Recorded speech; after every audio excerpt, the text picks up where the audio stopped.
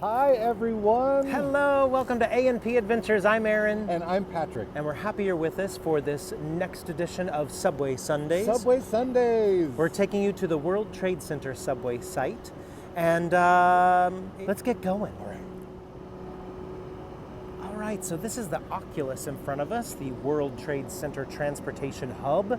And we're gonna make our way in there. Now this area that we're in right now is home to about 60,000 residents, 300,000 daily commuters, and we have about 13 different subways and PATH trains that run through here. Now the PATH train is basically like the subway train that goes to New Jersey, essentially.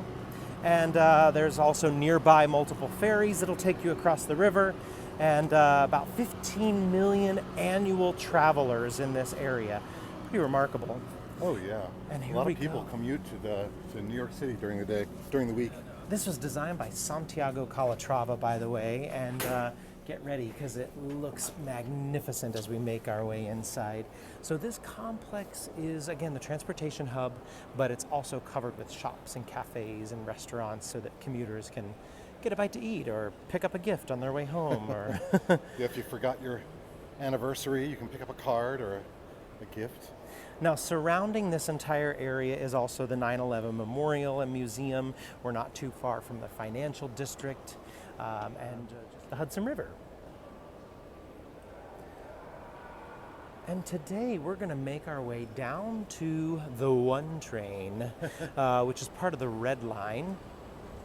And we've got some terrific work that is new to this area, one of our newer works, because when the 9/11 attacks happened, this station was demolished. So it took quite some time to rebuild. The station didn't fully reopen until 2018, which is when we saw these works coming into view, or come into view, I should say. And you're going to start seeing them coming into view right now as we make our way in. We're going to use our phones to pay for the subway. It's $2.75. Here we go. We're going to give a little tap. That's right. All right, so the works you see all along here are by a woman named Anne Hamilton. She created this massive wall of text-based artwork, all in marble mosaic. And again, we're located just below street level within the World Trade Center site. And as I mentioned, this was completed in 2018 when the station reopened. Now, one thing I want to point out right away is the signage right here, the World Trade Center sign, looks similar to other subway platforms, but it's actually marble. And the other platforms, it's kind of more metal, right? Yeah. Like almost like an enamel. Yeah. But this one's marble, which just, I think, makes it a little more peaceful in this area, Yeah, a yeah. little more elegant and respectful, which Yeah. seems appropriate for below the Absolutely. World Trade Center site. Now, the artwork that we're seeing all along here is, it features a woven field of text taken from the United States Declaration of Independence, as well as the 1948 United Nations Universal Declaration of Human Rights. And it's meant to convey a universal language as well as a timeless artistic excellence, bringing a calmness to this charged place. It's really cool. The words are all raised. I'm just going to come over here to the side, just so you can see that the text here is raised off of the wall, which is really cool. And they used a highly technical water jet method to cut out each letter from the background mosaic, and then the pieces were reinserted by hand at a slightly elevated height. So they laid down the mosaic, used that jet to cut out each one, and then place them back in at that little bit of an elevated level.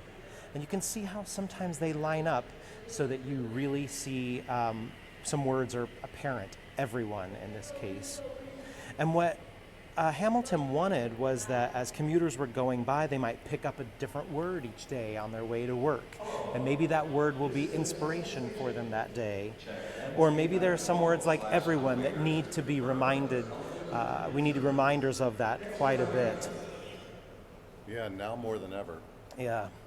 It spans a total of 4,350 square feet and uses 10 tons of Carrara marble. And it is on both sides, the uptown side and the downtown side.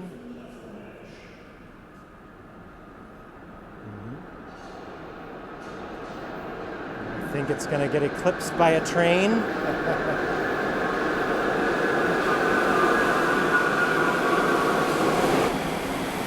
All right, we're going to go down and back up, and we're going to take you to the downtown side.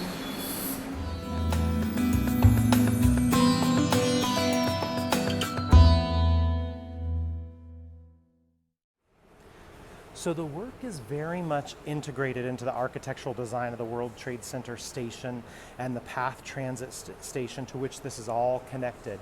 And it is meant to evoke Santiago Calatrava's white look of the oculus just above us. Now, it was created as the result of a collaboration between Hamilton and then a typographic designer, Hans Konje, and some skilled artisans at Mayer of Munich, which is a mosaic firm that works on a lot of the mosaics in our subway art system here. And you can see it's all monochromatic, so the only way we really kind of see the words is sort of the shadow of the raised letters. And the font is Trajan, Trajan, a contemporary font that's modeled on inscriptions from Roman monuments. And it's raised, and that invites subway riders to, it's very tactile, to touch the text as they read the words.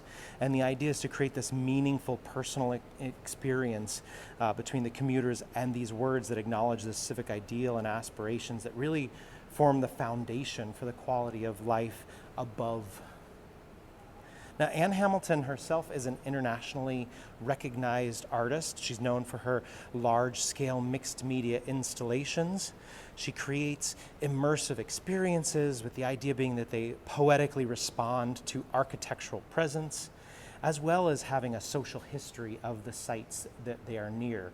So it makes perfect sense that she'd be right here her work would be right here by the World Trade Center site. She is a MacArthur and a Guggenheim Fellow, and in 2015 she was honored with the National Medal of Arts, the highest award given to artists by the U.S. government. She is a professor, by the way, of art at Ohio State University.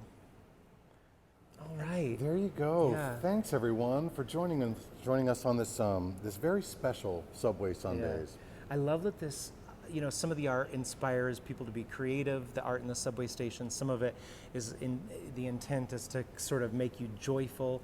And I feel like this one puts you in a place of serenity and calmness, which just seems perfectly appropriate for this area. It really does. The New York subway system is anything but calm and quiet. And this particular station really is sort of peaceful. So yeah. Thanks for coming along with us. Thanks for joining us. If you liked our edition of Subway Sundays today, then give us a like, subscribe to us, maybe put a comment below. Comment on the video, and let us know if there's any other places you want us to take you to on our Subway Sunday edition of our channel. We'll see you next Sunday, if not earlier.